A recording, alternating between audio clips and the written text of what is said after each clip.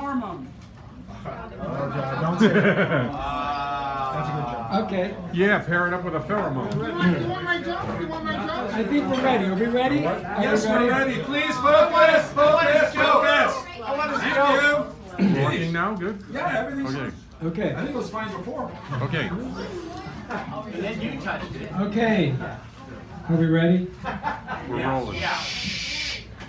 Business goes on as usual.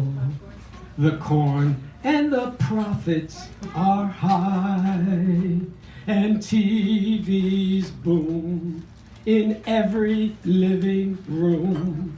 They tell us what deodorants to buy.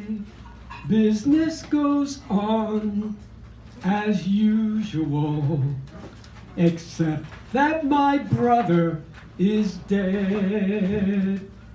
He was 25 and so very much alive, but his dreams have been blasted from his head. In a far-off land with a gun in his hand, he died in a war he did not understand.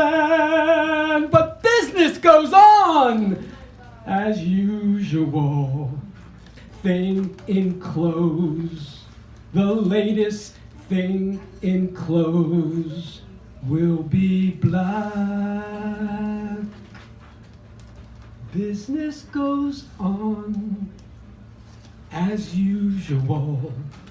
Business goes on as usual. Business still goes on and on and on as usual.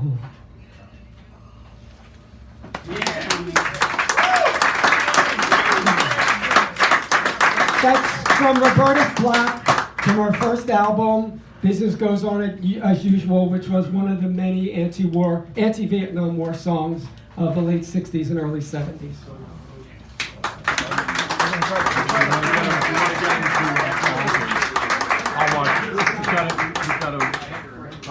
He's got to write down. Who's he? What's it? Roberta Flack. Sally, then George. Hello, everybody. Hi, Sally.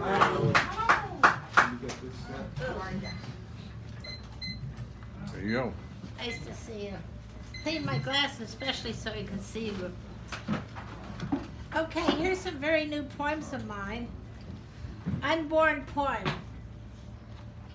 Unborn poem cooking in me, kicking an embryo to be born, shown to Sacred Grounds family. Unborn poem waiting to be wiped off and displayed. What sex will it be? What colored hair? Will it cry or sleep? Will you, Sacred Grounders family, want to hold it?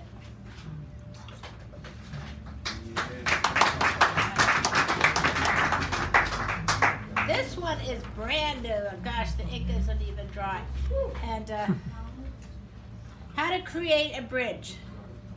How to create a bridge from my world to your world. How to I have a friend who's very techie, and anyway, how to create a bridge from my world to your world. How to translate and ready to interpret. How to have readily accessible, transplantable understanding to you. Tell me how, my friend.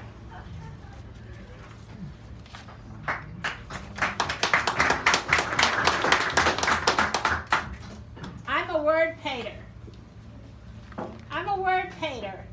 I carve sentences out of soapstone and rub my hand over them until they're smooth. I'm a balloon woman. Many colorful balloons follow me. I can choose which idea, which plan, or which person to see at whim. Easily I can let one balloon float away, and I can let the air out. Excuse me. Whew. I'd like to be a squirrel, casually running up and down tree trunks. I'm a gold panner, finding gold nuggets of poetry in people who thought there weren't any.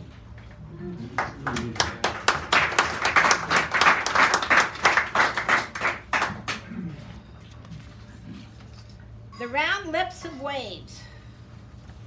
Gee, I just wrote this a few days ago. The round lips of the waves kiss me and whisper me soft messages. The waves rock me in its arms, comforting as if we were on a big rocking chair. A seagull calls out, all is well with my life, for now, in this spot.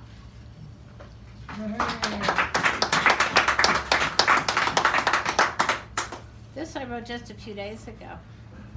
The more I write, the more I itch to write.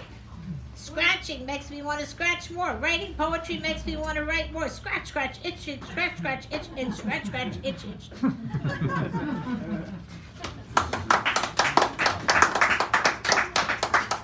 She goes to the zoo, looks at the animals, but does not feed them. She goes to the art museum, sees a statue, but doesn't feel them. She went to the beach, but never allowed the salt to sting her. She shook his hand, but never held it.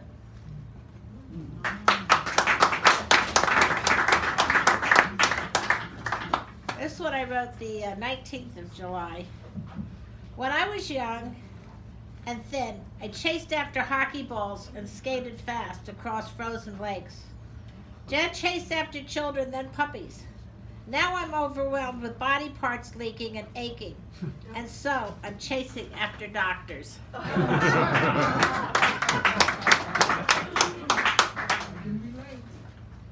This I wrote July 12th.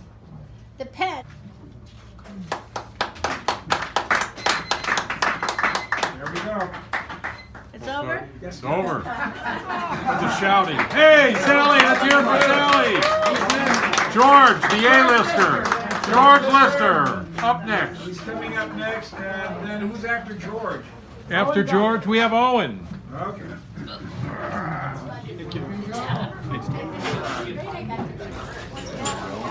Okay, David. Just I thought when you pointed that out, I should have realized that had already poem. It's called Elizabeth Makes a Friend. This afternoon, Elizabeth and I went for our usual walk in Golden Gate Park.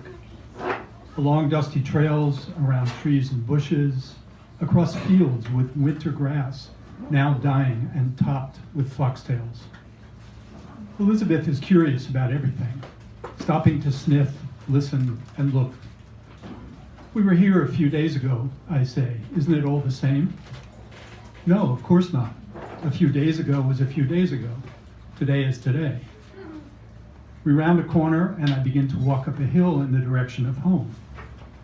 Elizabeth sits watching me at full alert. I turn at the top and remind her that it's dinner time and we have to leave.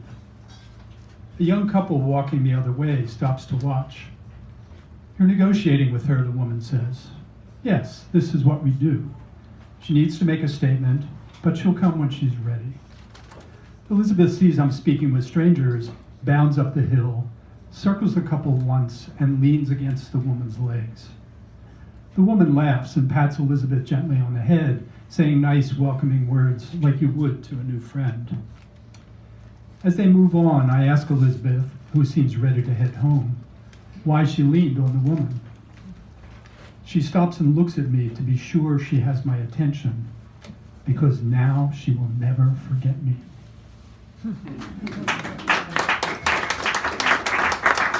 Thank you. It was called The Traveler. It floated from the sky where it had been resting peacefully like another moon. I had seen it for weeks through the fog and haze of a wildfire summer. It was a messenger telling us to look up, to try to make sense of losing the stars and planets. I know they're still there because my mind's eye travels to the highest peaks, free from the breath of man. The sky sparkles like diamonds, and I'm traveling through the Sierra, lying on the ground, covering myself with a blanket of twinkling lights. Perhaps when we make sense of the life of the earth, we will begin to care for her in a way that lets her breathe, that lets her see through a clear eye and return to her rightful place in the sisterhood of the sky. I can no longer hope, but must speak to take me to the day. I look on the beach where it has fallen, smaller and much heavier than I would imagine, wounded from its travels through the universe. The message is inside. When the time is right, it will open.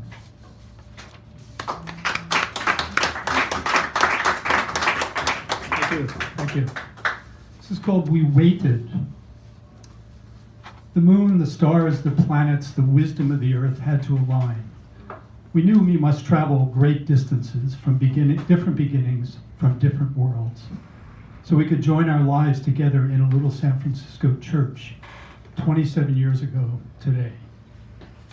Like the pioneers, we left the east, crossed the plains and desert, struggled up the mountains, down the other side, carried a rifle in our cab just in case, so we could join our lives together in a little San Francisco church 27 years ago today. Now reaching our destiny that glowed like the sun over the ocean, you had to sing, I had to write. The hills and valleys of life like those of this great city, joy, sadness, gain and loss, always together, always in love. Now Sally, my mate, my wife, reaching for new beginnings, we celebrate in a sacred place called Sacred Grounds, joining our lives together in a little San Francisco church 27 years ago today. Thank you. Thank you. Owen's uncle. Owen, you're up. My special arrangement. A once-in-a-lifetime event. A once-in-a-lifetime event. And then Shauna is Thank you. after. Oh, Greg, hi. Let's bring it down a little bit.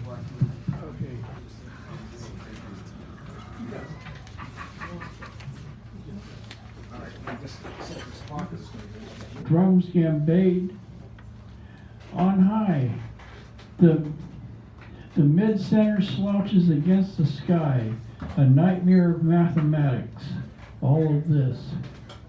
Henry James writes like an Aries, a true Martian at heart. Great men are awful things, Henry James. Ponce. Along the beach, a huge black grove spread its wings to eternity. A poem. Here and where I thee care for us, some declare the sea and sand, altruist implore the sand to save, do once more. Ponce. Mark makes his mark as he dances in front of me. Grant Street grimaces as the night grows older. W.B. Yeats. Think Ormond's glory must begin and end, and say my glory was, I had such friends. Dress greens. You look sharp in your uniform, son. My dad said that to me, and I thought it the second most wonderful thing a man with a voice ever said. Poema. Poems of metaphorical magic touch the air, the air of an indifferent evening. Subtleties surround me, the moments of trying being. The page stays the same, does not turn. The page turns like a key. I am surprised when surprises come, some out of nowhere. For Clary Who. Experimental Clary Who at Starbucks. The windy sunny day at my doorstep. I say nothing to nobody. Gaily, this repeats itself daily. Clary Who for the Trieste. A funny slant of light sheds itself. Slight beams from the sun. I don't know which way to run. 3. A Clary Who is good form. I admit to being a bit uniform. I conform to its strictures. It can even paint a picture. A Clary Who unlocks the mind, does not put me in a bind. I don't take form for granted. Beams of sunlight are canted. Cynical city lights. Patrons have their hands on a metaphor, dead at the computer. Hop Lee suffered from acute writer's block. Roystering New York. was not like the peaceful primeval South. From the 8th grade, Kathy Sullivan laughed at my jokes. I did the bop with her all night long. Yeah.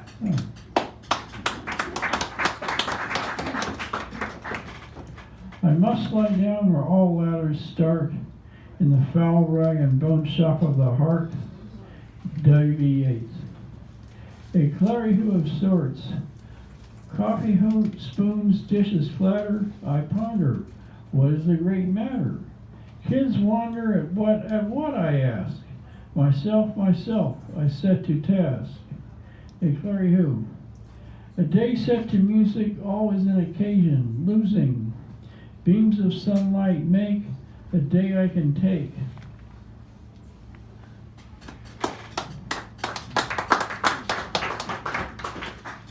A clary who. A joy today to make the way, lasted, fasted, take and give. There is the way we go, do and don't, more I say. Blinders. A blind man walks away, arrows of fortune do say more than words. Chance meeting, take a word stance. Life, a blast from the past. Ran past nuance after nuance, and saying more to nobody. History seemed to care for the good, seemed to scream. After Robert Duncan, Black Veil brings you in touch with the self and selfhood that is with humanity. Cries fill the air. Thank you, Mr. R. I thought you were done. Sorry. As the flash comes down, bring a gesture to heaven. A clary of cliches, say more to the novice of riches. Do more, do less, alleviate stress. Do more to pain, strain, duress. Thank you very much. Shauna is next. After Shauna is Jimmy Mankind. Now, is this person new here? Yes. This person is new, ladies and gentlemen.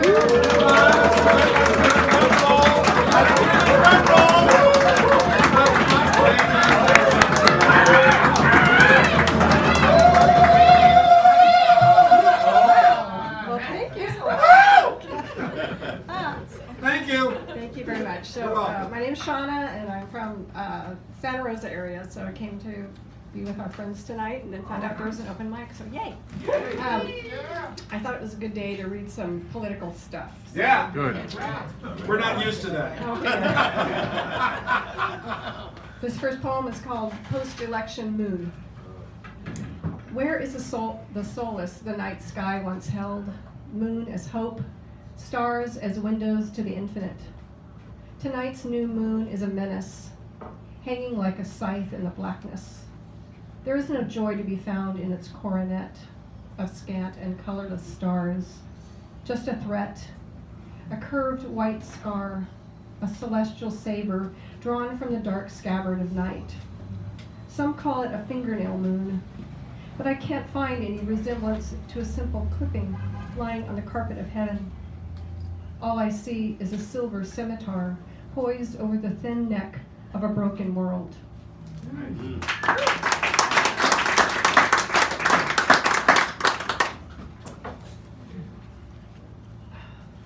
The next one is called Odious Ode. The swamp was already there, of course, squalid with scoundrels and vermin. The body of our nation already full of old cancers, fetid and suppurating. The adventitious sounds of hate, darkly bruising the extremities. We were sick with gun violence and never-ending wars, diseased with the card shuffling and disregard of science. The dwarfing and silencing and ass-grabbing of all things feminine, all things of color, protections and rights stumped like trees in an ongoing drought. And the snakes, all the snakes, slithering through the chambers and the houses, the traitors with no business there gorging and gorging. Ghosts rattle their old rust everywhere. Then you arrived, bombastic bastard, with your tarnished entourage, resplendent in comb-over and too long tie, tweeting your horrible tweets. Part of me hopes you'll choke on your Big Mac or your own black gall. You and your ilk, the real national emergency. But another part of me wonders what medicine you might bring. Perhaps a scalpel to excise the old rot. Is your countenance necessary, your wide swath, a pathway to our country's rebirth? Will the bitter spume of your praise one day slide from my lips?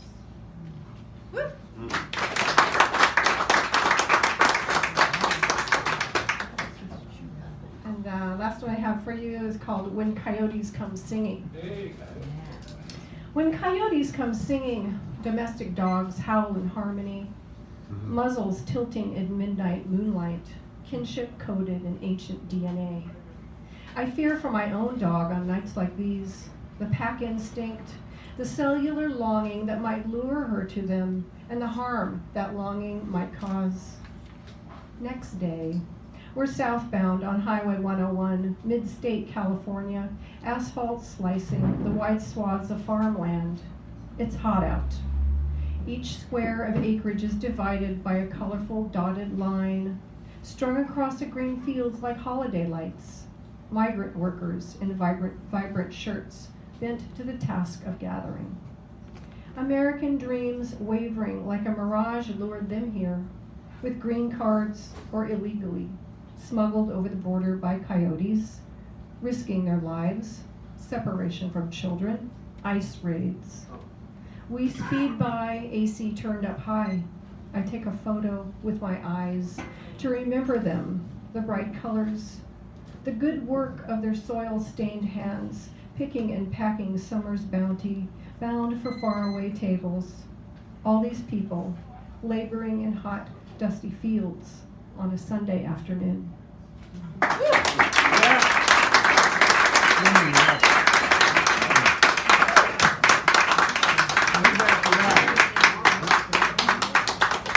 have Jimmy the Hat coming up. Who? John Gilbert. Oh, okay. Yes, you are. Let's go. Bacon?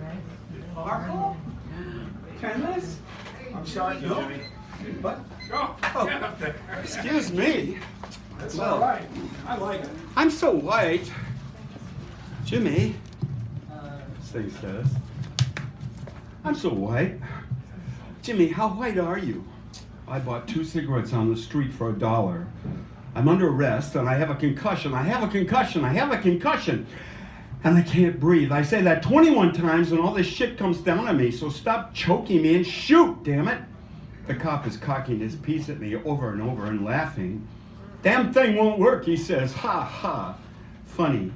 He's still talking about cocking his piece. Uber my ass. Go ahead, shoot, I'm screaming. I'm waiting. Nah, he goes. You're white. Well then, tennis? I'm so white I love cops. Intel inside. I love Ellison's boat race. Government crooks, bad sidewalks, and my cell phone. Because I have to. But I hate fascism. But I'm white. It means jobs for me. So white as the driven snow, huh? I'm so white. It's bad, I'm sad. How white are you, Jimmy? I'm so white I thought private property was mine to begin with. I'm so white I never lose. Even if I don't win, I'm still white. And when I bruise, I come out white and blue. My high school colors. When I get depressed, my world goes black, so I can never allow myself to feel sorrow. Only anger, Enron, enraged or caged. I'm so white I only have to take a pill to get out of jail or hell or adulthood. I'm so white, if I get small, I could hide in a rice bowl and swim unnoticed in the creamer. My skin flakes, ivory snow. My blood is milk. I'm so white I'm allergic to buckwheat. I'm so white milk stains my teeth. I'm so white my skin is whiter than my teeth. Something I'm not proud of. Because nobody can see how much time I spend on money. Well, anyway. I'm so white when I was a kid, for vacations, we went to trailer parks. I'm so white my tonsils were used to lighten grits, I found out. I'm so white you cannot see a baseball in my hand. I'm so white when winter snow came, my dad took me outside and said, "See, son, God is whiteness falling on our property." Oh, God. I was so white in those days, I'd lay down naked and make an angel in the snow so he couldn't find me because I was one with God, if there is a God. "I am Snow White," I told him. "You are evening, ocean at night. You are coal, you burn. I'm a snowball, I melt. You're hamburger, I'm bun. You are bacon, I'm mashed potatoes. I'm so white I was brought up to believe Lawrence Welk was a hippie. I'm so white I gave to the White Cross. They told me to give to the rich. I'm so white the rich asked for more. I'm so white I thought I'd rule the world, but I got pimples. I'm so white I thought Wonder Bread was pastry. I used to put sugar on it. I'm so white. Oh, gee. I'm so white I knew where the forks went before I hit kindergarten. I'm so white I knew there were 2 forks. Almost never. 1 knife. I'm so white my sister played Doris Day in high school. She did not work for 3 years after college. We told her to get a job. She went out the door yelling, "Who's the fairest in all the land?" I'm so white I went to college on a scholarship. Debate team.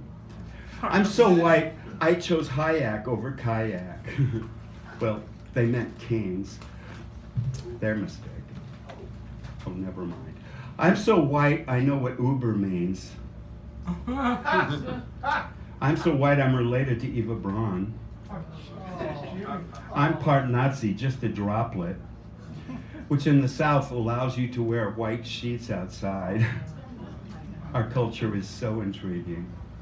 They're no fun, but if they win, I'm in. Can't help it. I'm so white, I can chew gum and shoot and be staggeringly drunk and still stand my ground. I'm so white, I thought relish was hot sauce. I'm so white, I thought ketchup was a vegetable. I'm so white, I hire someone to dance for me, and when I do get up to dance, I run into people, and then they call it a mosh pit. I'm so white, when I fall down, my friends practice stepping over me. I'm so white, Ball hate me, and Ball lies. That was an inside joke anyway. Bye. All right. John! Hey, guys! John Del Bagno! John!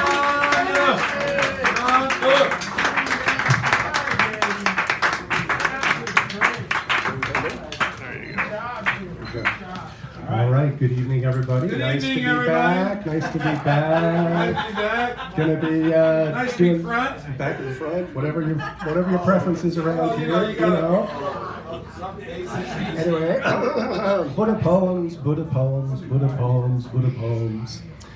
These are a couple devotional poems to Amida Buddha, the Buddha of infinite light, the Buddha of boundless light, the Buddha of unhindered light, the Buddha of the light of the King of Flame, the Buddha of pure light, the Buddha of the light of joy and wisdom, the Buddha of unceasing light, of inconceivable light, of ineffable light, the Buddha of light outshining the sun and moon.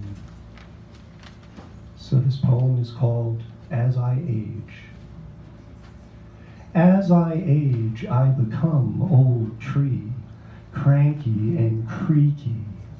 The surrounding forest gets younger as my generation fattens with enough rings to draw the saw.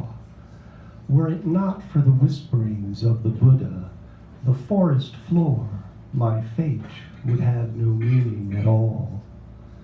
On a gentle breeze I heard of a Buddha of light, a Buddha who is light, brighter than the sun and moon.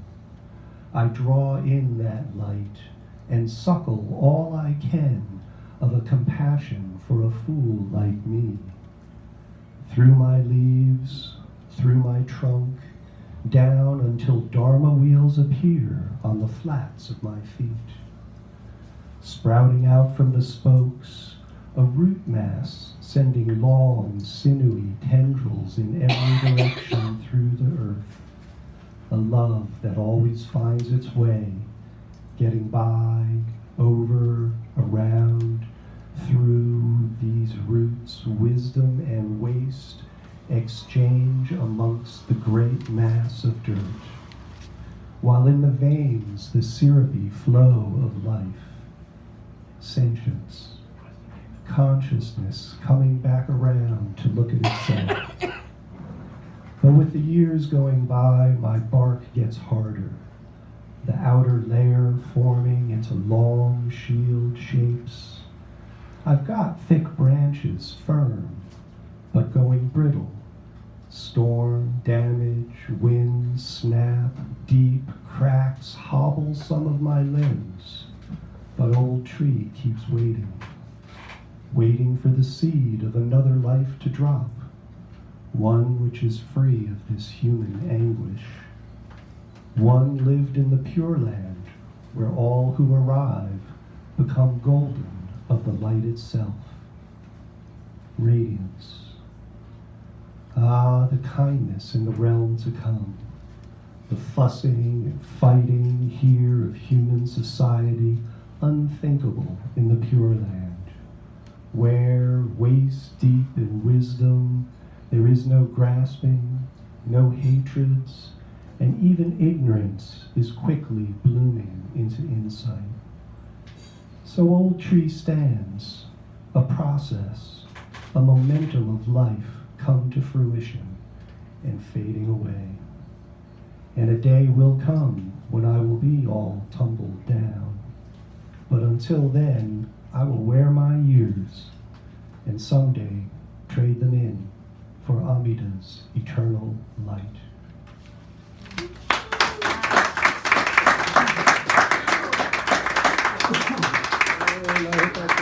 About 1 minute. I'm going to just leave it there for tonight. Excellent. Thank you all. Tommy Avocona. Tommy's coming back. For those people who don't know, when you do the keynote and you read somebody else's, then you come back and read yours, just so people can freak out. Come on. Hey, Tommy. Yeah, Tommy. I pledge resistance to the flag of the divided states of America and to the oligarchy for which it stands. One empire under oil with liberty and justice for some. Hey, that's few, not some. Very few, actually. 1969 high school yearbook, picked off the top shelf of my bedroom closet, has a musty smell and a spine that cracks like old bones. The pages spit up memories, splatter them everywhere. There's the boy I kissed while we did homework. The boy who brushed his hand against my crotch in the dark as we peered through my new telescope. The theater club set builder I ran into at a gay bar one night after graduation. The self-proclaimed radical who started a school underground newspaper. He scribbled below his photo, "Good luck at the distant drummer," a reference to the local underground newspaper that I eventually wrote for.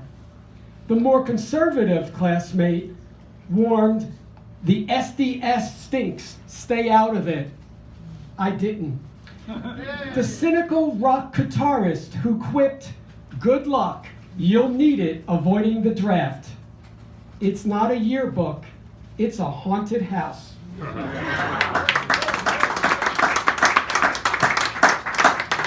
13 seconds.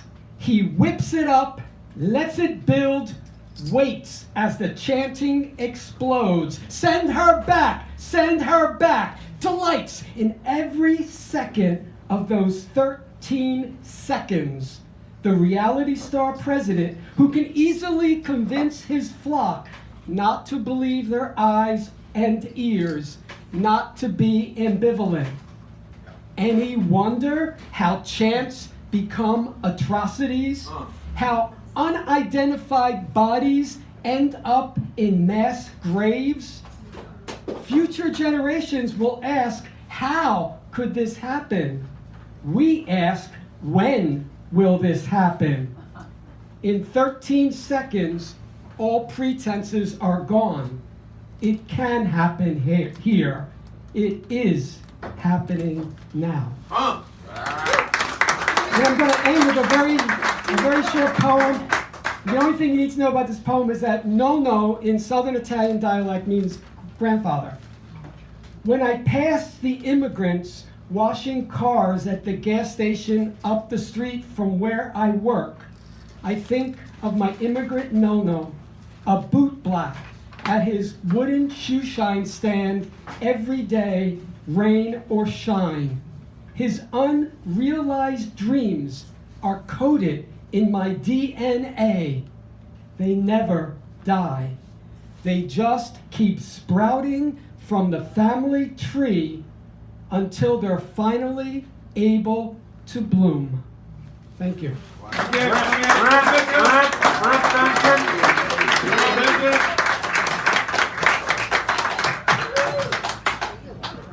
Like my mom used to say, they don't make bricks like they used to. There's a reference there for some reason. Education. Yeah. When I said that Trump was president, some of the parents cringed. When I said that I voted for Hillary, the other half got devastated. When I said that there were two sides to abortion, both of them freaked out at me. And so finally I said to all the students in my class, I'm not going to teach you what, but how to think. And then I made an enemy out of everyone. Yeah. Bravo. That's the way to do it. Classroom time. But why can't we debate why the earth is flat? This is 2019, and this was the day I demolished a senior. It wasn't the fact that I didn't like what you said, it's that you have no evidence to back up your claim. But sure, there's everything on the internet. Did you read a single book to come to the conclusion you came to? No, but there was like 10 articles published by the same people. Yeah. So after school in 10 minutes, I told the students, I'm not mad at you, and I'm not trying to talk shit, and I'm not trying to pull that whole authority thing, but when you get out into the real world, it matters what you believe to a degree, and I'm not gonna apologize to you. If the earth was flat and you had evidence, I would definitely look at it. But when you go to buy a credit card, if you don't know the ins and outs of it, if you're under some delusion, and you have something you believe is truth, and it turns out to be completely false, you don't get that car.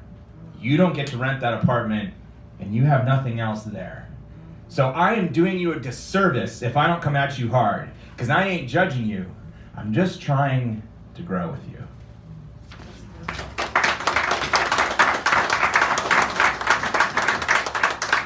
Last one, Mother Earth. Trash in the whales, the dead porpoises, the coral reef disappearing. There's a Cree Indian quote that said, when the last river is drunk, when the last tree is cut down, when the last fish is eaten, only then will we realize we cannot eat money.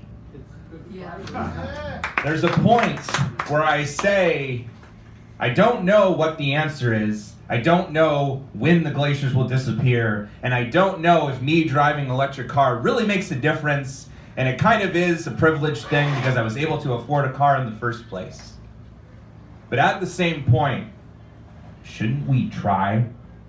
Shouldn't we try to defend the defenseless? Shouldn't we try to look at nature and say, it has given us everything to this point? Maybe we could stop using straws. Maybe, just maybe, we could bring reusable bags to the grocery stores. Maybe, new idea, which I have patented, copyright, whatever the fuck it is.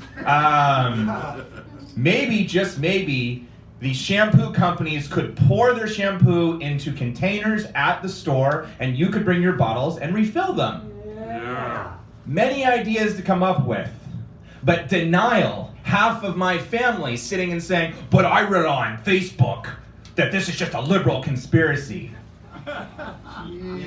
Science doesn't care about your fucking feelings, Aunt Karen. Yeah, Aunt Karen.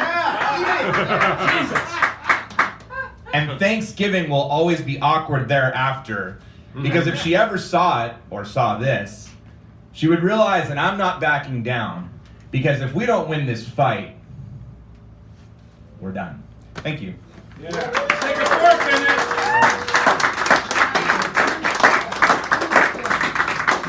Is that David Erdreich coming up there? Yes, it is. That's David Erdreich coming up there.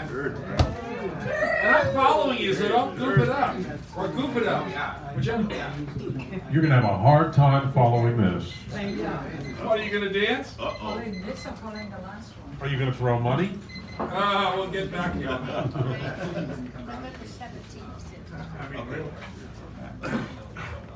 That's as far as it goes. Ambivalent. Evelyn? Ambivalent, ambiance, ambrosia, ambidextrous, ampule, ampere, amulet, amorous, amniotic, amnesia, amusing, amnesia, amplified, amoeba, amaretto, enough already. This poem is listing to a side. Is it going anywhere? Listening, I like that. I'm listening to you. I've been told it's pretentious to tell you when I wrote the poem, so I wrote this today. and whoever said that was actually correct. This is called Cloaks Make the Man. Infestation is complete, outgassing inconsiderable. Petroleum, petroleum, thy legacy is miserable. Cut the rug, give a shrug, dump sewage in Ohio. That dredge a drudge, first by the judge. Move sludge along the bayou. That oil spill, the bay will fill, the Gulf is not the same. Provoke the evangelicals, then sell soap in his name. With oil of snake, the compost bake. Sneak in a little plastic. EPA ingredients that turn your children spastic. Thalidomide, that errant bride, all hail the pharmaceuticals. You're spitting blood? Ah, well, tough crud. Observe your rotting cuticles. Inject Botox. Get off your rocks. Celebrate in style. Your facial flesh that doesn't mesh. You've got Joan Rivers' smile.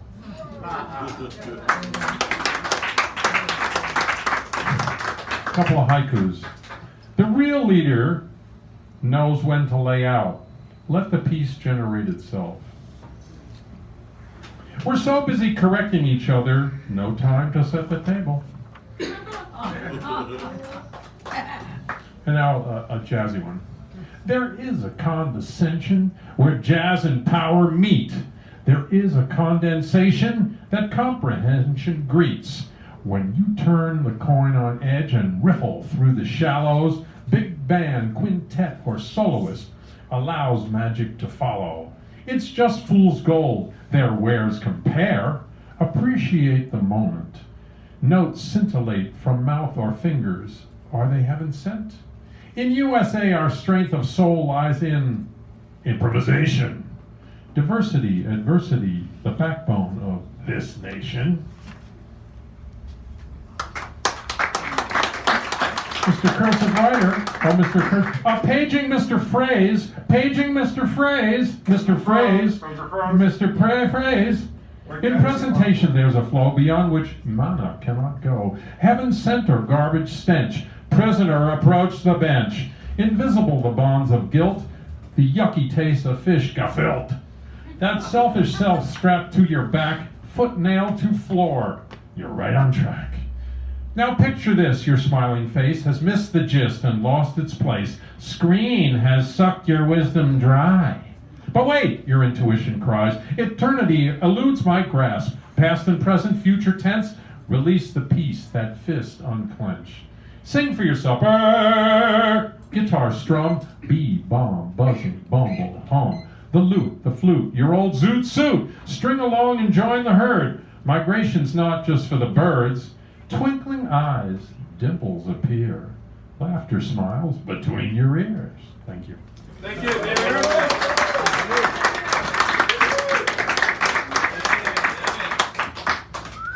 And now we come to me, I trust. Yes, you do. Okay, well.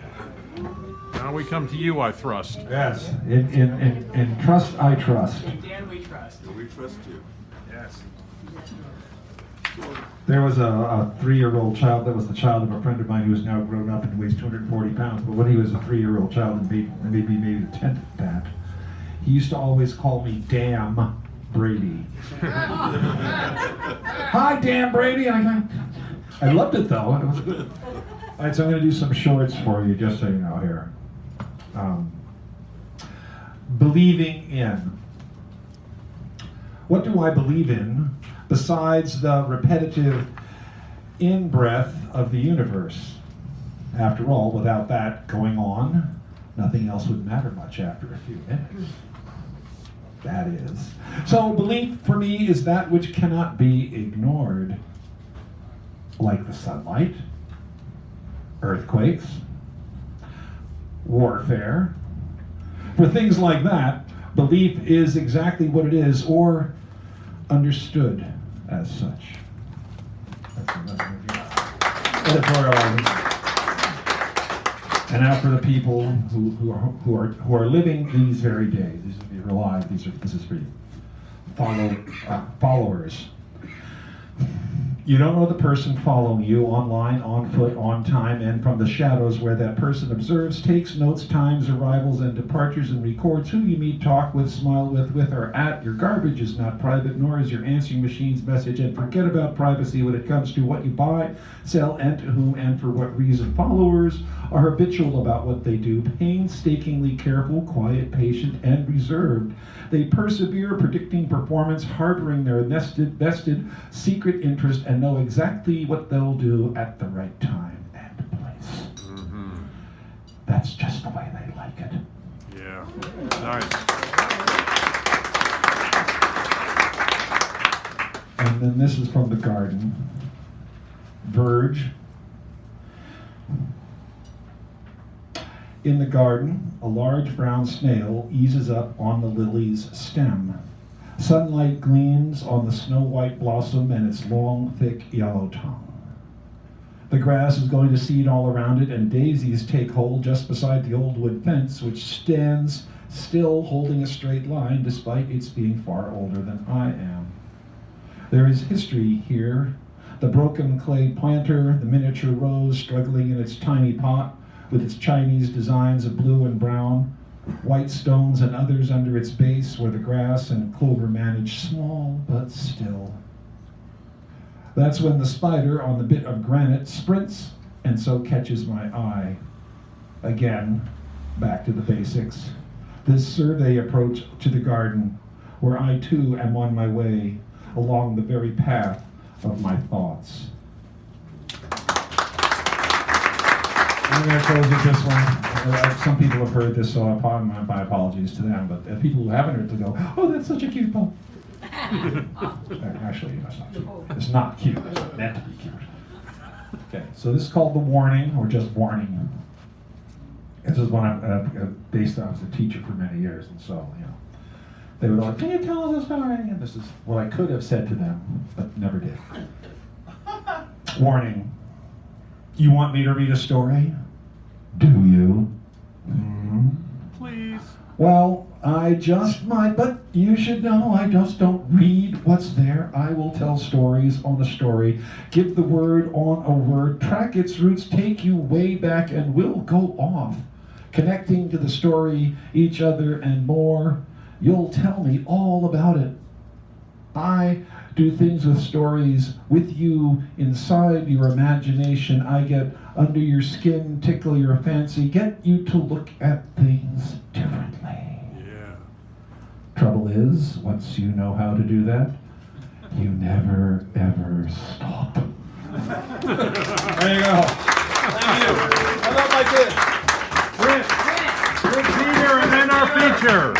Britt, and then the feature. Britt and then the feature. Britt, and then the feature. I'll bring to that. I'll bring to Britt. Okay, the theme is ambivalence. Shipyard talk, love and hate, life and death, reflection and consternation. The black elders, my mentors, who had been in the yard since the World War, would chide me for using big words. What they called 4-bit words.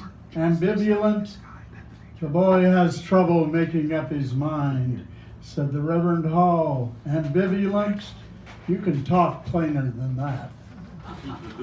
Yeah. Talk cleaner than that. Crying out loud. Okay, where we are.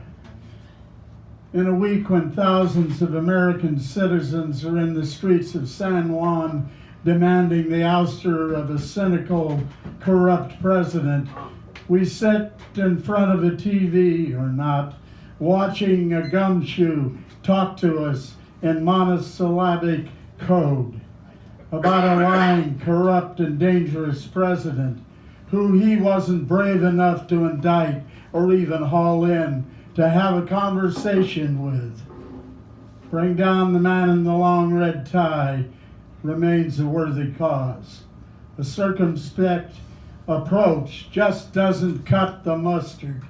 We have a fascist leader of a dysfunctional nation and a retired gumshoe too worn out and uncaring to address us in complete sentences. Amen. We have Martin Joseph next, and then our feature.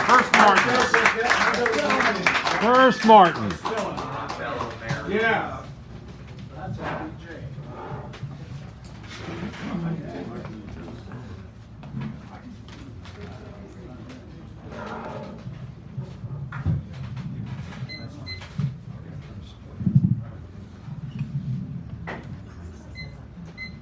Good evening, Sacred Ground. Good evening, Martin Joseph. All right. Hey. Captain. This one's called Small Brown Birds. We were walking on such a sunny day in Golden Gate Park. The trees off the path reached so high that I don't think I could have thrown a baseball or a pine cone up to reach the nests of the small brown birds. Not that I would have wanted to, except for the commotion that happened up there. A large hawk landed in the nests of the small brown birds. The hawk was in no hurry, as if this was his right. He basically ignored the flybys and pecking of both the parents as he decided which of the nestlings he wanted to take home for his meal. He clutched at one or maybe two in his talons and flew away, but that was not the end of the story. The small brown parents were not about to give up. They chased the hawk in their fury and desperation. They flew circles around him and delivered small pecks again and again wherever he flew until they were beyond my sight. It was all that they could do. It was all that they could do. It was all that they could do. Personally, I stand with the small brown birds. I would commit anything, even my own remaining lifespan, to the saving of my children. Joe Biden had a different position. He called a press conference to say that we must work with the hawks in compromise in hopes that in the future they will eat fewer of our children. Nancy Pelosi called her own press conference to say that while in principle she is not in favor of hawks stealing and eating our children, that perhaps though that this is not the right time to bring the issue up. Let us let the behavior build up, she said, so that we can use it to our own advantage in the next election cycle. The spotlight was there. So Donald Trump had to step in. Appropriately enough, he tweeted, "I know many hawks who are very fine friends and business associates. What they are doing is only in keeping with nature, and I'm a very big nature guy. I see nothing wrong with it at all. They are very fine hawks, and I am proud to know them." I mean, what are these little brown birds doing in America anyway? They should just go back to San Francisco or wherever it is they came from. My own reach is very limited. I cannot patrol the whole of the park day and night every day. I can, like David, make a slingshot and sling it in circles over my head and go hunting for Goliaths upon occasion, because that's all that I can do. It's all that I can do. It's all that I can do. It's all that I can do. Thank you, Martin Joseph. Very nice. All right, now you raised this up. Am I framed correctly? Oh boy, are you framed. We have got you on assault and battery, Daddy. The neurons are firing randomly. It's not my fault. I didn't have my special blue pill this morning. The little, you know those little triangle ones with the red band around the outside, and they're like, never mind. Oh, that. They have they have 2DX or 2DY. I'm making it all up. And now now they're all listening. And I can introduce the feature. This person, you know what I could really say? I could say, this is a poet. And that would say so much. But the thing is, you want to specify a little more. Heartfelt, caring, passionate, natural, organic, ready to let you hear the kinds of thoughts that we as artists are all heir to here. You've heard people speaking already this evening, and that's fine. That's us. And we are but a prelude to what's about to come forward here and speak before us. And a poetic voice is a voice that comes from who knows where. I mean, there's poems that I've written, I go, where did that come from? And I know she has that same kind of experience. She speaks out of the ether, out of whatever comes up of the upwelling non-existence into existence. She taps on that. We all do that, but she's very special and good at the way she does it. She's coming up here now, Sandra Anfang. Give her a nice big round. Beautiful, wonderful, and she has books. She has books. So make sure I have this right for you. And then what I'll do is I'll give you like a 5-minute signal or something like that, just That'd so be you know. great. Yeah, that way. Time at 20 minutes. Yeah. But Yeah, that's wait a helpful. minute, let me just see if I can pull out the. I almost pulled it out. Okay, now test the mic just to make sure I didn't goof you up. How's that, everybody? Can you hear me? Perfect. Let me make it a smidgen higher, so I don't have to get that stiff neck. Well, I'm so thankful for being invited. Thank you so much, Dan. I loved all the open mic I heard. Got me all charged up. I had to go into my political folder on my phone, so I'll dig one or two of those out at the end. I'm going to start with my 2018 chapbook. It's called Road Warrior, not Warrior. And it's all poems inspired by actual places I've been or actual places where I haven't been. Kind of fun to write about those sometimes. I'm just going to read a couple poems from here. I have a really good friend who's a wildlife photographer, and right as we speak, he's in the Yukon, on the Yukon River.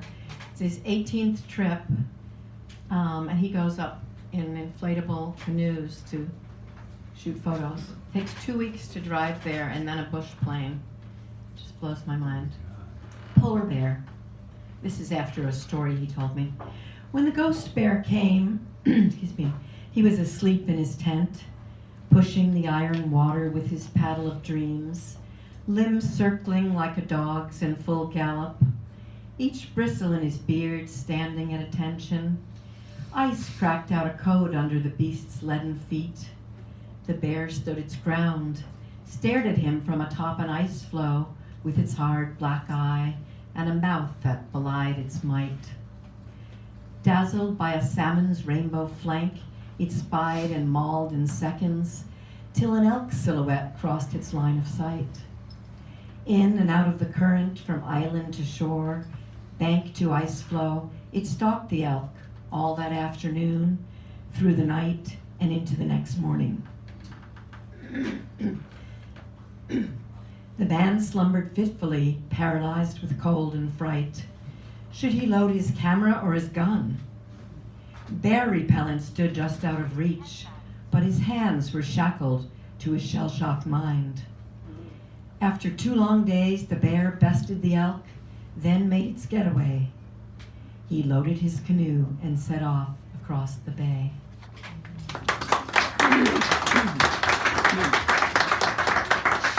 Sorry about my voice. I don't know what's going on.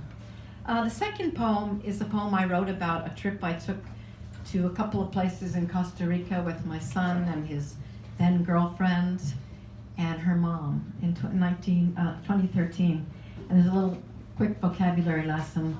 Rancheria, you probably know the country music of Mexico or Latin America. Pulperia, a pulperia is an octopus cocktail stand, which are very fun. And La alma de la cocina, the soul of the kitchen. I don't read this when my son is around, so it embarrasses him. So I get to read it tonight. Hasta Monteverde, from Puerto Viejo, Costa Rica. At 7 a.m. we fill the narrow road, valises carve patterns in congealed mud. The bus glides in through steamy air, radio cycles through stations, pumping opera, Latin heartthrob, rancheria, through outsized speakers. We veer out of town past the raw food bars, coconut stands, pulperias. A cubist montage the size of a dollhouse kitchen recedes in the rearview mirror. My son sleeps off last night's cerveza, reeking of garlic with a barf chaser. The barkeep told him there's nothing in Monteverde where we're headed. No party, nada but the naked jungle. I hold my tongue, though the weight of it breaks my biceps. Can't fault a 22-year-old flattered by a rummy hotelier who offers a gig with all the free beer he can drink. At the first stop, an empanada lady glides through the bus, steam rising from her plastic tub, an offering to the Virgen de Guadalupe. The spiced pati perfume follows me down the aisle like a spurned lover, flips a switch in my brain. 500 colones buys La Alma de la Cocina, a Costa Rican Madeleine. A federale hops aboard, takes his time, each passport a cipher he must decode. It's only 8:15 and he's got the day to fill. He and the Pati princess do-si-do to the door. The music rises like an equatorial sun as we roll on to San Jose to be delivered to the next adventure.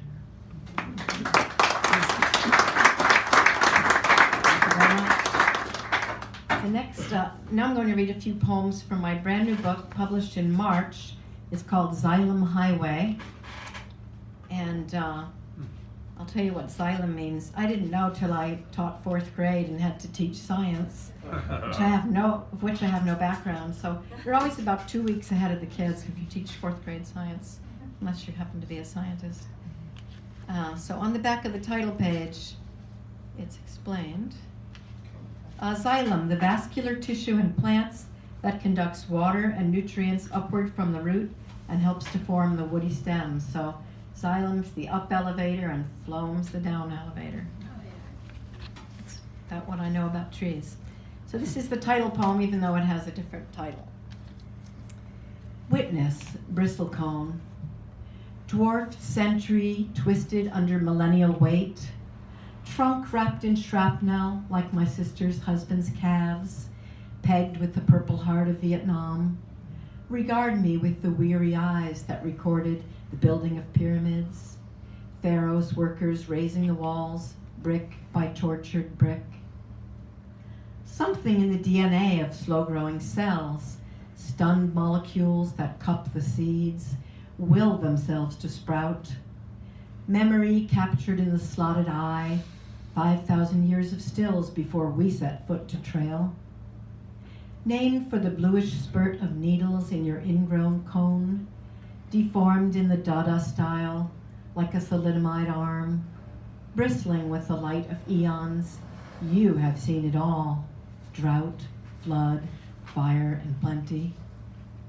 As the aging tissue dies, take the slim xylem highway that runs from root to trunk. Scrappy flesh holds no candle to sequoia, all flash and razzle. You are the Gandhi of trees, your story penned in tiny whorls, the wrapped and rip-wrapped gyrus and sulcus of your dun dermis, arching up from talus, just below the tree line. Zen eunuch, you who have seen it all, drought, flood, fire, and plenty, bear stigmata in your pith, carved initials and a weathered shoe, toe upturned in mock surprise, your Sancho Panza on the trail.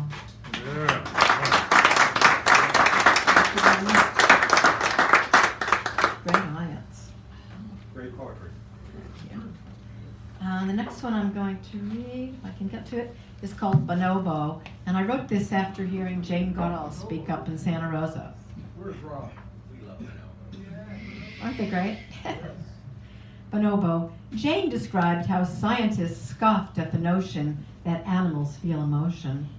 Where's the data, they asked, but didn't really want to know. Those bonobo utterances are just reflex sounds, random squawking. The concept of personality is null. I mull this over during the meditation part of the service, while my monkey mind is supposed to be at rest. The air outside the chapel is calm. A few trees clear their throats in the yard, while others shoot the breeze with the hillside. The church babies debate the pros and cons of parents, adventure, right livelihood, while we continue to breathe, eyes closed. I can gauge their evolution by the changes in their vocalizations. Gone are the cries of anguish, of frustrated whines. There's a friendly ebb and flow between elders. These folks have time on their hands. The occasional crescendo tickles my ears, an enlarged syllable for emphasis, held down like a pedaled piano key. Theirs is a foreign tongue, Turkish perhaps. I marvel at its economy and expressiveness. On the other side of the world, in the Congo Basin, waking from green dreams, bonobos call to each other across the forest, making plans.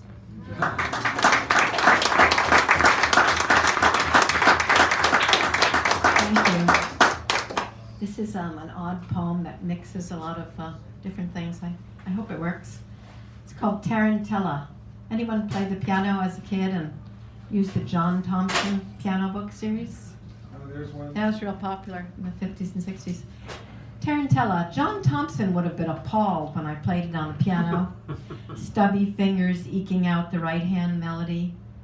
I remember black and white engravings, women dancing the tarantella, eyes aflame with madness. They must have been the sisters of hysterics, women of the wandering womb, crazy bitches men believed were witches, womb envy hanging like spittle from the bitter lips of those unable to bear life. Why did they dance their frenzy? The old folks said it was the spider's kiss that caused the madness. Bitten several times by spiders at dark concerts while asleep, I too spoke in tongues without benefit of drugs or drink. Once on zoo night, a tarantula crossed my palm.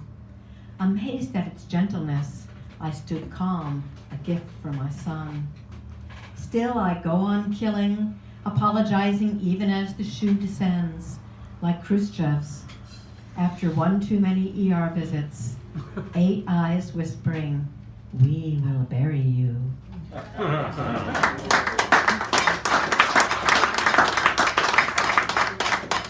have a couple more from this book and then a couple of newer ones. This one is called Gary Snyder Will Die Someday. I had a different title, but I had to change it. Gary Snyder will die someday, and the world will be a poorer place. As a tremulous teenager, standing on the precipice of my life, I smelled danger in every direction. Gary taught me to ford the riprap on the roof of my mouth. Cold Mountain bore its way under my skin, anesthetized my pain. Everywhere I wandered, the American's North Fork, the Yuba's sanded boulders, Yosemite's emerald pools, I heard him whistling through a deer bone, whittled in elegance, scissored legs a blur of flight in the rearview mirror of my mind. Turkeys gabble in the background, feathers explode like buckshot. His spoor is everywhere, tucked in redwood's knotholes, etched in lichen's green mandala, muffling manzanita's limbs. The breath of Raindow's charcoal from an abandoned fire whispers his name up on Humbug Mountain. Thank you. And the last one from this book before I close with some of the new poems and a couple of political ones. In 2016, I took a trip to Czech Republic, Hungary, and Austria, and part of it was trying to go back and visit where my paternal grandmother was from, paternal grandparents. She grew up in a little village near Hungary, but this is at the Jewish Cemetery, Prague. Gravestones zigzag over a low rise under brilliant buckeye trees, whose sap feeds rows of crooked teeth that cannot voice the terrible scream, cannot wake from the terrible dream. Under a muffler of cotton sky, stones lean at odd angles, pitched forward, lying in each other's laps. Like children burrowing into grandma's flesh, they huddle like the candy-colored houses of Prague. Echoes of life in the shtetl, memories of pastoral days, landesmen bundling sheaves, privacy traded for the comfort of neighbors. The stones jut up from long-limbed grass like ugly truths, like fungi whose growth cannot be stemmed. Testament to man's inhumanity to man, testament to empathy and community. As I walk among the graves, I weep for the cruelty visited upon my tribe, for the solipsism of manicured mausoleums, for the possibility that this or something worse could happen here, and for the simple joy of caring arms we fling about each other's necks.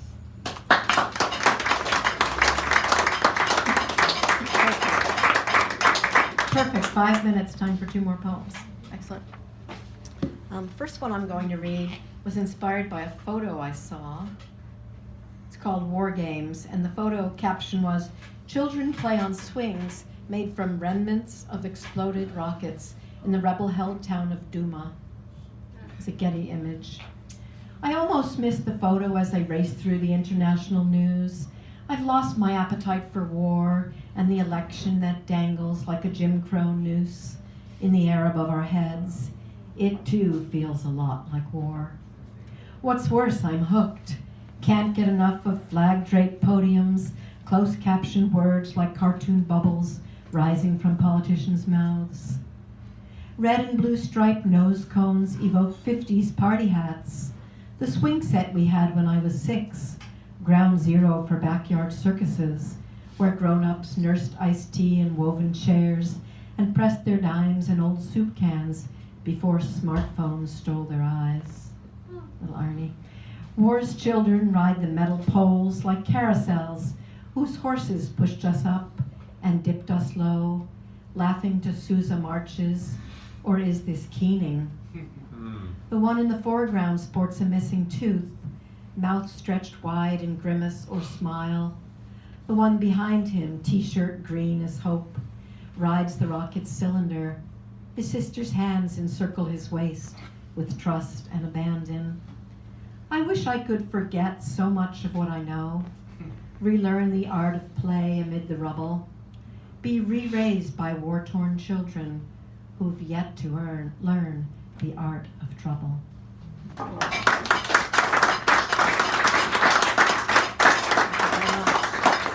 And my final poem for Christine Blasey Ford and the Holding Her Breath girls after Ellen Bass. We don't need your ID to know your pedigree. Your name is stamped in the tracks you left in packed sand on the trail that runs from lake to house. Police arrive, take measurements and notes. We hear your muffled cries in the sycamore's whispered plea. You're the high school freshman at her first party, beckoned by testosterone's thugs. You were the choir boy summoned to the sacristy by the priest with trembling hands. You were the ingenue at 15, the frat boy's lips suctioned to your neck, like the lamprey's jaw injecting the jellyfish kiss. You were the eyes that stalked her on every bus for 5 long years, always wanting more. You were the girl who slits her arms with razor blades, hiding in the quilted bedroom, sealed inside the music's well of pain. You are the woman in the airport lounge, dressed in business chic, dragged off by white-coated men when the moon has slipped her final mooring. We will find you strapped to the iron bed and suture your pain with our love. We will choreograph your escape as the night guard steals into your sister's room.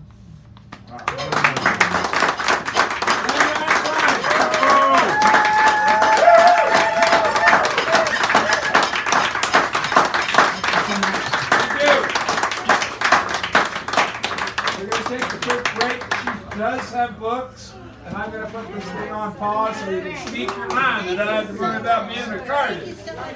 We got 16 people. Oh, all right. Thank you. Thank you so much.